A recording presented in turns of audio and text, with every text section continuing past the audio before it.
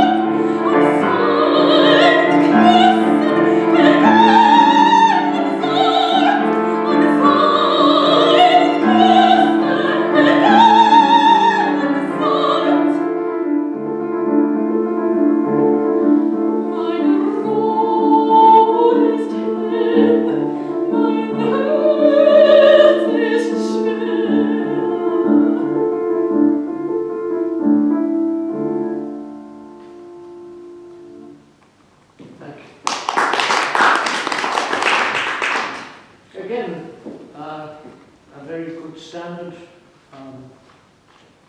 You're both accomplished at what you do. Have you played solo tenor repertoire as well? Schubert? Yes. Yeah. What have you done? I studied for myself a lot of piano music with contours and I played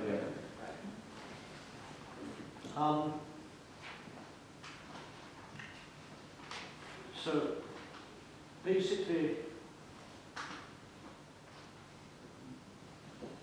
I've just got a few things to say. First of all, are you aware that the metronome marking is actually genuine? Schubert actually wrote metronome markings for about the first 12 of his opuses and then stopped. But this one is literally opus 2. I don't know whether it's sufficiently known about Schubert that he wrote this piece in 1814. King he wrote in 1815. In 1815 he wrote over 220 songs. In 1816 he wrote over 140 songs. In 1817 he wrote about 60 songs. Nobody wanted to touch them for publication. In about 1820, Diabelli, who was the great publisher, was sent a pile of songs and he said, I've never in my entire life seen such terrible rubbish.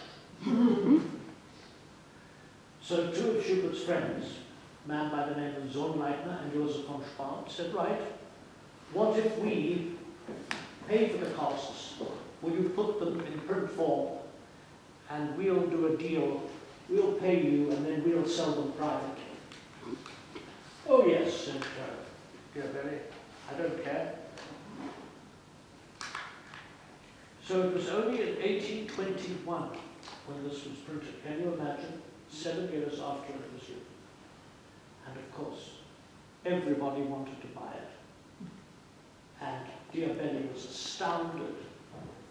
And if Schubert had kept the copyright, he would have been a very rich man, rather like the Beatles. All pop singers try and keep the copyright of their own material because it makes them a lot more money. But the year that Schubert got sick in 1823, Diabelli cornered him and offered him a sum of money for the lot and ended up building villas and palaces as a result of the money he made from Schubert. And Schubert unfortunately let the copyright go. But the interesting thing is that King, which was by far the most famous song, was Opus 1, and then this was Opus 2, all dedicated. I think this is dedicated to Dietrich Stein, who was a great, important man. But the 72 is always very, very difficult, always important to remind oneself, because otherwise, if it's a little too fast, if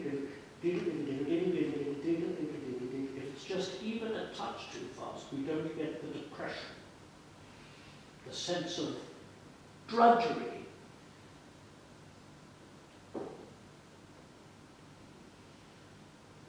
And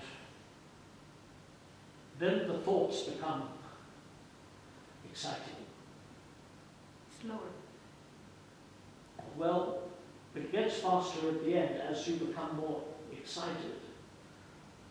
Almost as if the act of spinning in that region is becoming more exciting. People have written entire essays about the effect of spinning wheel on women's work. It's like riding horses. It can have certain side effects. And I personally, and it's after many years of knowing the song, I don't use the pedal at all until Sein hoher Gang, which is the change into F major, which is fantasy time. Let me do it.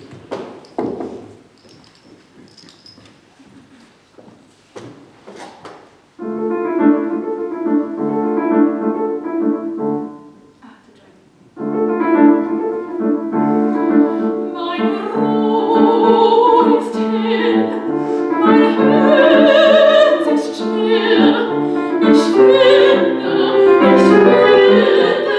finde,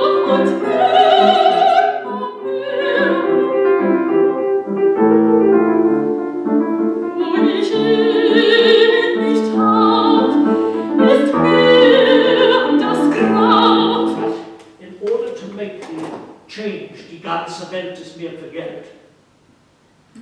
You have to make certain that vor ich ihn nicht habe, ist mir das Grab a much softer and more special color. Because then, die ganze Welt ist mir vergällt is meant sofort, and if you do it like you did it now, you'd have no different color for die ganze Welt ist mir vergällt. So if I was reciting it, I would say, wo ich ihn nicht habe, ist mir das Grab. Das ganze Welt ist mir vergällt. And you've got to get the feeling of Grab, like dead without him. And so I think up to me, my bears, Wo ich ihn nicht hab, ist mir das Grab. Die ganze Welt ist mir vergällt. Mein armer Kopf ist mir verrückt. Mein armer Seele ist mir zerstückt. Meine Ruhe ist hin, mein Herz ist schwer. Ich finde sie immer und immer mehr. Nach ihm nur schau ich zum Fenster. why are you? I'm glad I went to the window to look for him. And It's a different emotion. yeah, okay. He's not coming. Do you honestly say, I look out of the window for him? I look out of the window for him. Don't go in the beautiful smiling until you get to your fantasy world of F major. Okay. You must understand that nach ihm nur schau ich zum Fenster hinaus. It's no good, he's not coming. Nach ihm nur gehe ich aus dem Haus, going through the door, he's not there. And then you can allow yourself this feeling of, oh my God, he's gorgeous. Okay. So it's still in the mind that the music gives you the clue about how it's a conflict for you to smile during the minor key harmonies. Okay. See, it works against it.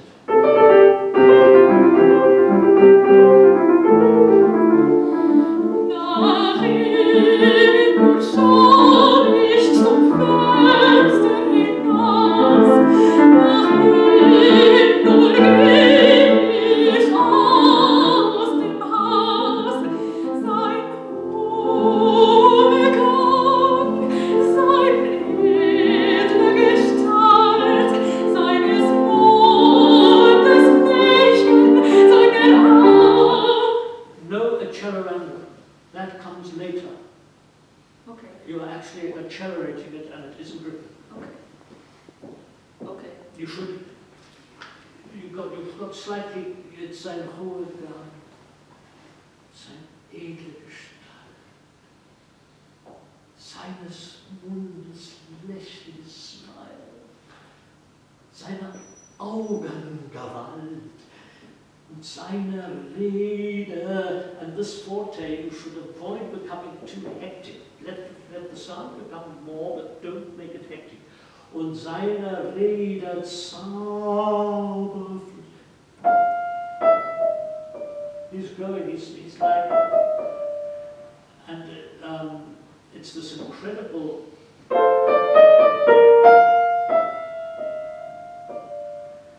there's a feeling that maybe that magic is coming from a source that she doesn't realize. When a man goes, he's spinning you a line, right? And you actually have to realize it's so Gretchen, you're so good. Oh, I desire you. And then, and this is the master stroke, only then he touches you, and the only thing is this. And you feel an actual physical presence. He hasn't touched you with his beautiful face, he hasn't touched you while he speaks to you, but he has gone further in that garden house, and he's put his arm on your shoulder, and he's put his, and a kiss. And look what Schubert does.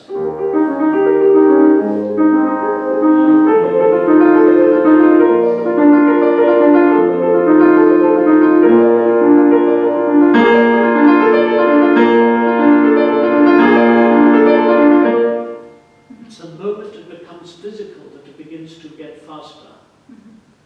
That's where it shows that he means business. Sein Händedruck. Yes. Yeah. Well, it's like I'm touching you with my left hand. Right? And that's what Händedruck means. It's actually also shameless and an invasion of privacy. And we are told that by how the music is. And Schubert knows it because he knows the player, knows the story. He knows the man is a terrifying rogue attempting to seduce a beautiful girl. That hand shouldn't be there. Up till there, it's all idealism, and you're actually making it too hectic. Okay. It starts, same tempo. Same tempo.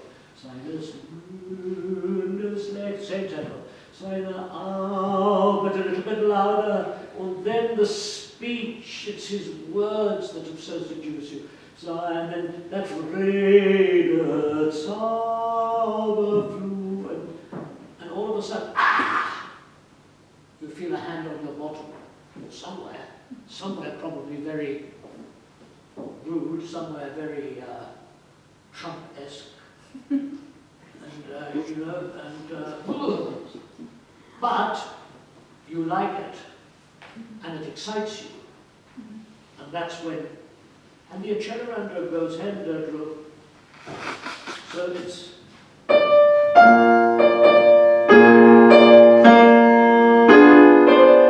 what you did is that you didn't take the accelerando through to the Zeinfuss.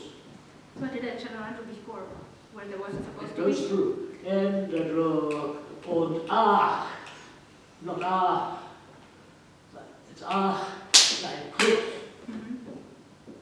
As if he's taken you and kissed you, not, excuse me, may I kiss you? Yes.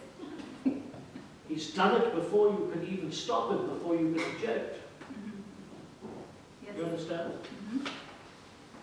Now, it's all right, keep the tempo.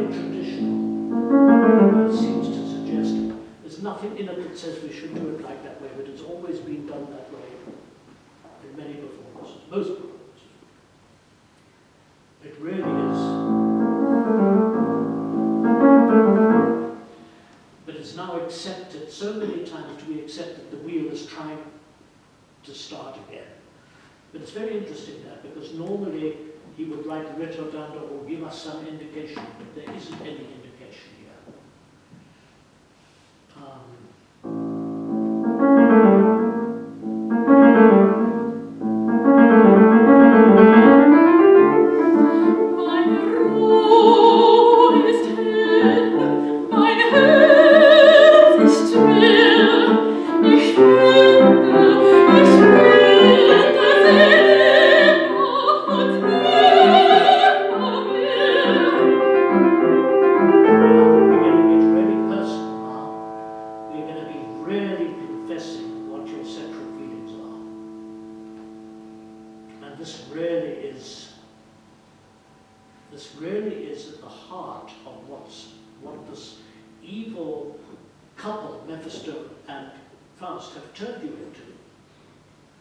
Can you understand how erotic Schubert found this harmony? I can hear by the chromatic. This one. Listen.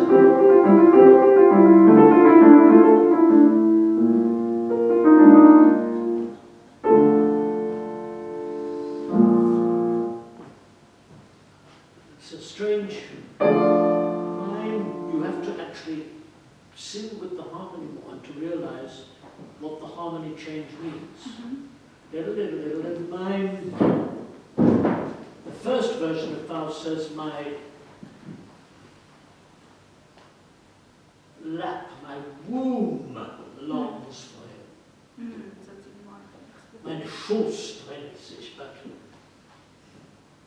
that was considered too extreme. So it's mein Busen drängt sich nach ihm hin.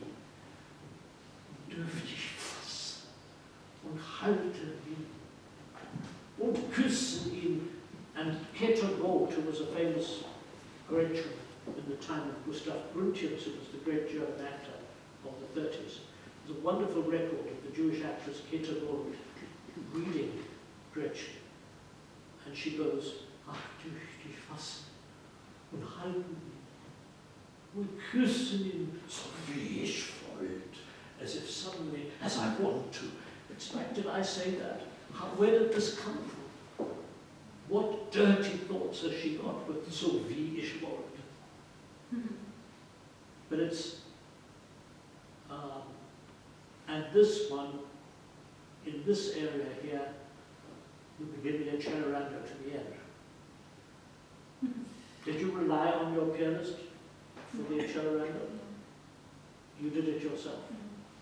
I think it's always better if it is done yourself.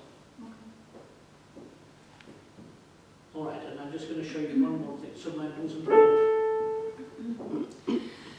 Mein Busen.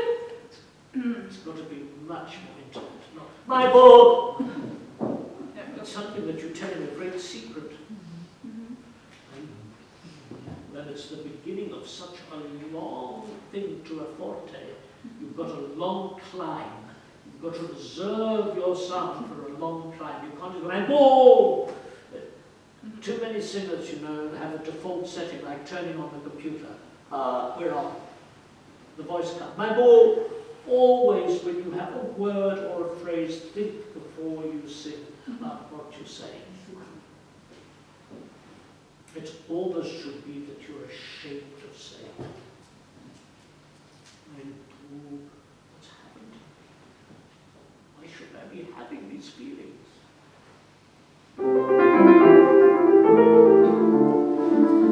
Mein Busen dreht sich nach ihm hin.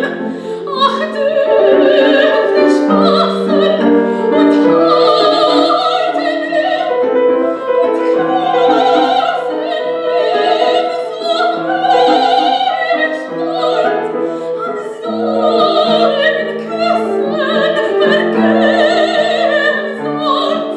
Okay.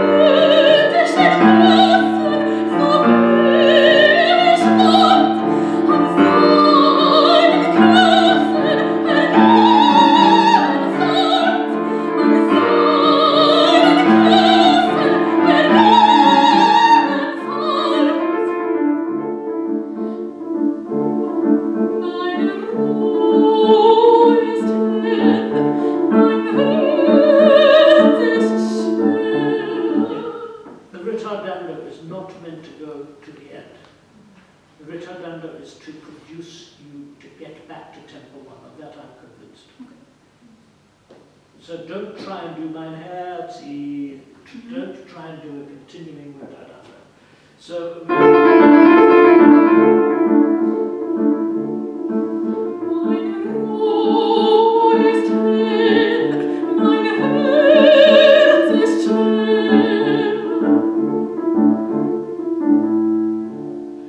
with the minor remark I heard the other day. Very un-Schubertian.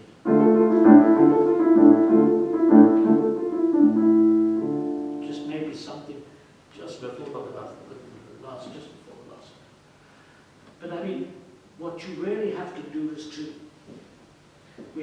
phrase in English, keep your powder dry, which means if you are shooting with gunpowder, reserve the powder for when you need it. Yes. Don't use it early.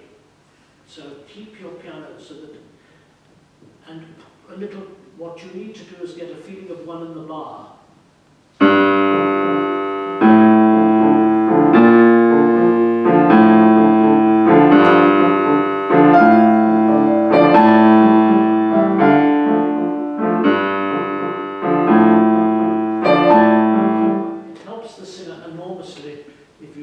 Because it actually launches them into the top, which is not easy. To feel that impetus. This is the type of experience you get when you work a long time with singers. Can I ask how old you are? 20. 20. Yeah. 20, right. Very, very early days, but I mean it's great you're working with singers and want to do it. But the whole thing about what they need from you and what they need to get from you, that understanding of when they've got to stretch and when the breath is and all that. Now, let's have another go. Remember, we begin it quite neutral. We don't want to actually give away everything at the beginning. I know. You actually feel that she's going, and then suddenly the thing develops. But when she begins, I know, she's mechanically doing the work. And one must actually feel that sense of the mechanical. Basically, when you suddenly, and this is where you have to understand why Schubert is unbelievably clever. When you discover love for the first time, everything else in life appears boring. It's like there's been a great blast of light on your life. Another way of putting it is from Navon, seit ich ihn gesehen, glaube ich blind zu sein. Since I first saw him, I'm like being blind. But what we need to hear from you is something very intimate, confessional. She knows that she would sooner have her wound back. She would sooner be the bright-hearted girl she was a week ago. And so there's what's happening to me too. Very, very, very neutral in the beginning. You don't want to actually put all your cards on the table and one go. Right?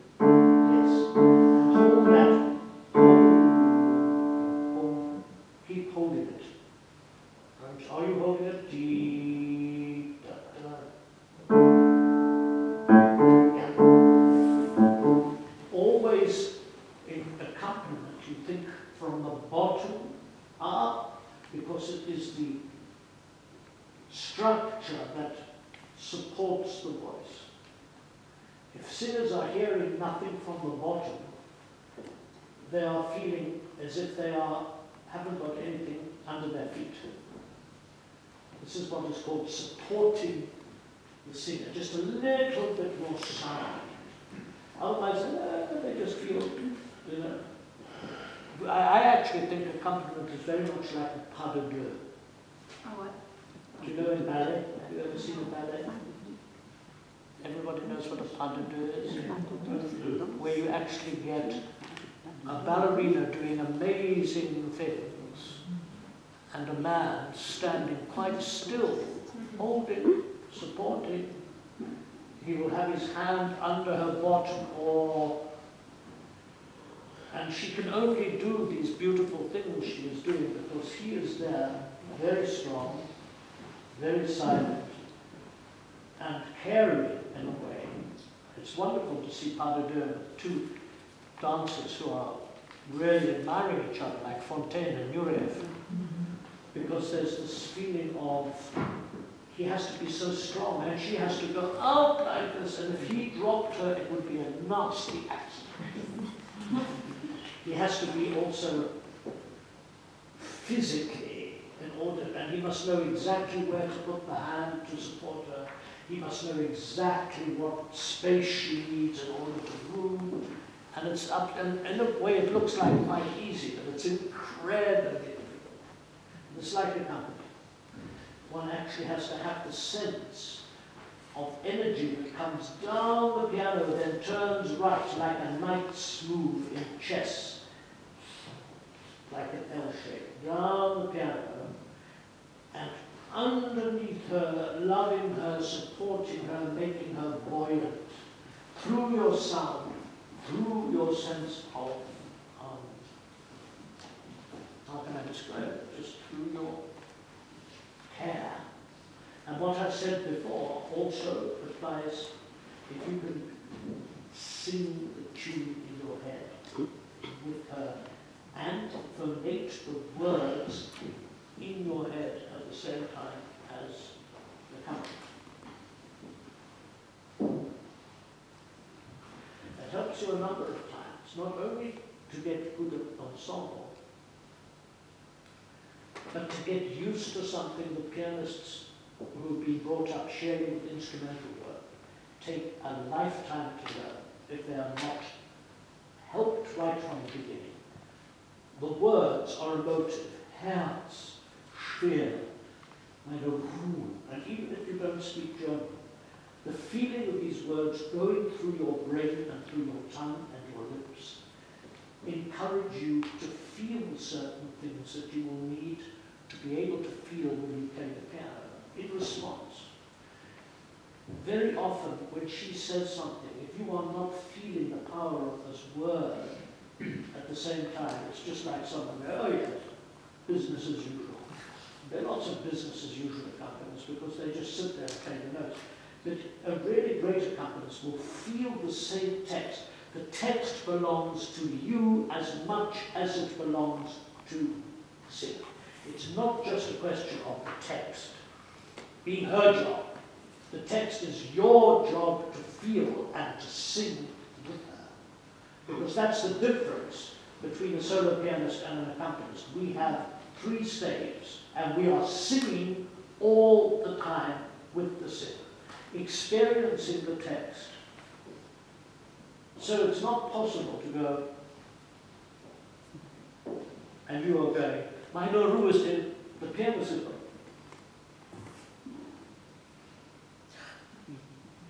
If you're not feeling that, you just go, yeah. That's how it sounds. Not interested. No good. One's actually got to learn how to take over.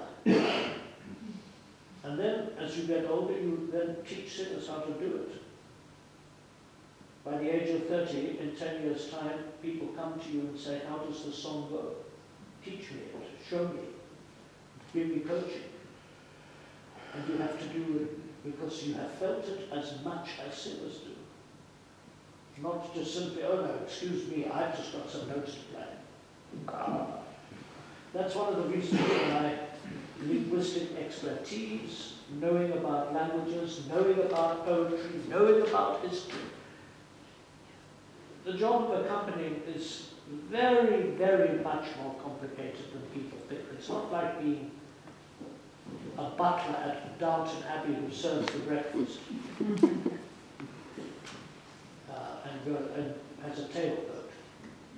It's actually a #1 partnership. And do you know what? One of the most challenging things is, and I'm sorry to tell you,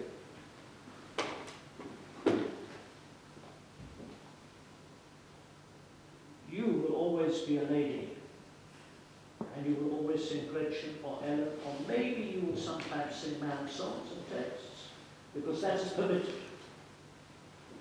But we have to be women and men in terms of what we're singing. We have to understand these emotions. We have to be like the kabuki actors or the no actors who take on all these roles. Or like the Shakespeare actors of the Elizabethan theatre, that if someone is singing femininely and you are doing feminine music, they would say, "Oh, I'm a man, aren't I?"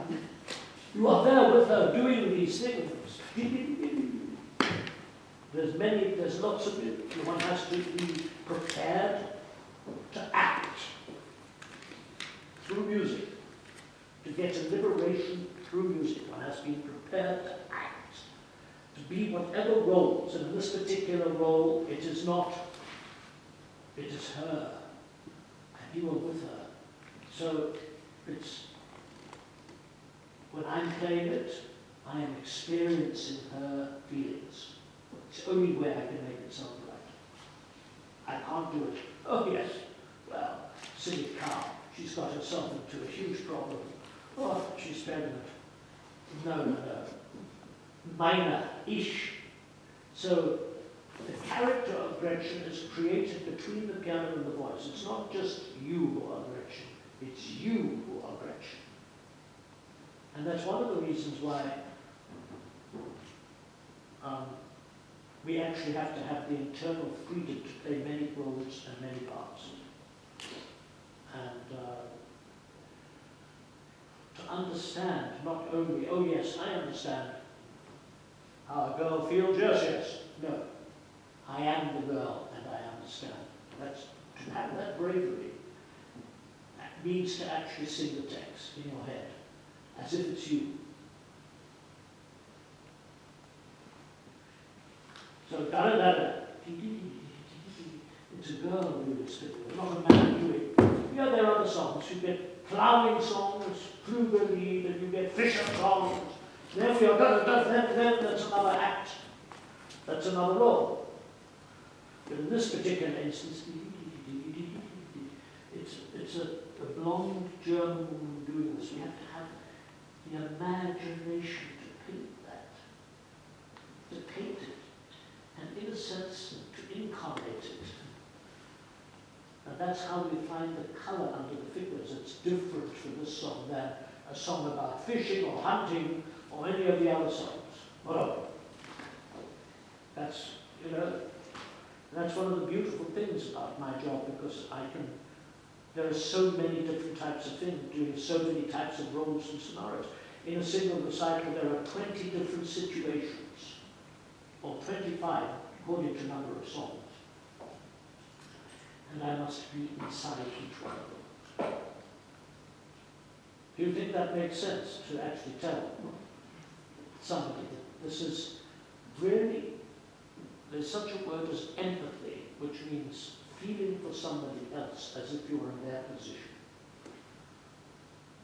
And ladies and gentlemen, that's why there are no 17-year-old master accompanists. There are 17-year-old great young pianists, because they don't need empathy about someone else's position.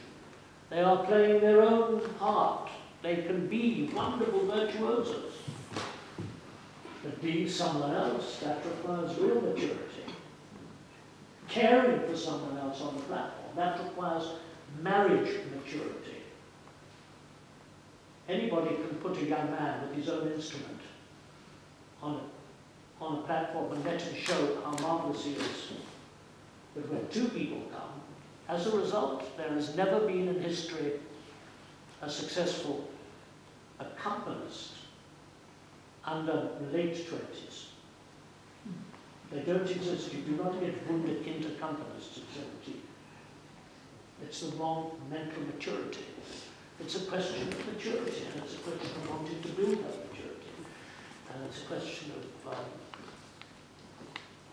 aptitude for the job, ladies and gentlemen. There are some people who are good at this type of thing. There are some people whose souls are made for this kind of thing. And there are some people whose souls are not. And I tell you that you will learn to value the skills of accompanist. So do you already? I do. I have a great accompanist, Itai. Ariel. Have you? How long have you worked with this accompanist? 2 rehearsals. Sorry? 2 rehearsals. So this is a new A new relationship. Yeah. And what about the accompanist you work with at home? This is the 3rd year I'm working with him. So. Yeah. And is he older than you or younger? Yeah, older than me. Older. Yeah, much older. But I tell you, it's something that gets. I thought I was quite good at 25, but I was no good really. I needed to be 30 plus. Because there's so much to learn. There's so much to learn. But if you have the aptitude and if you have the interest. Okay, where were we? There's maybe time for you to hear it just one more time.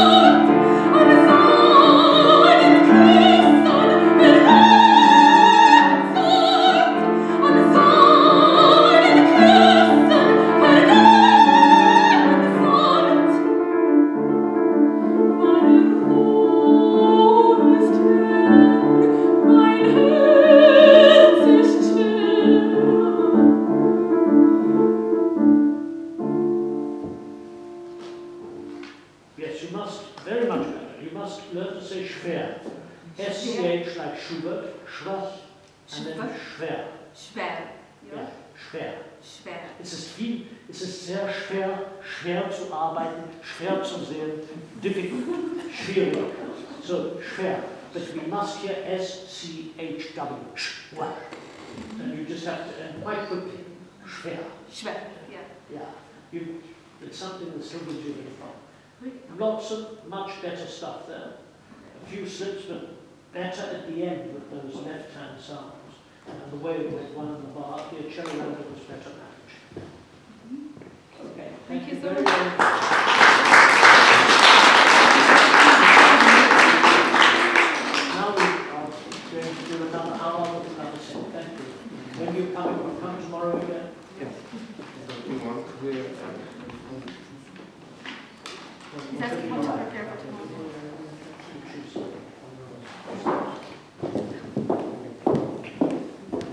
Next.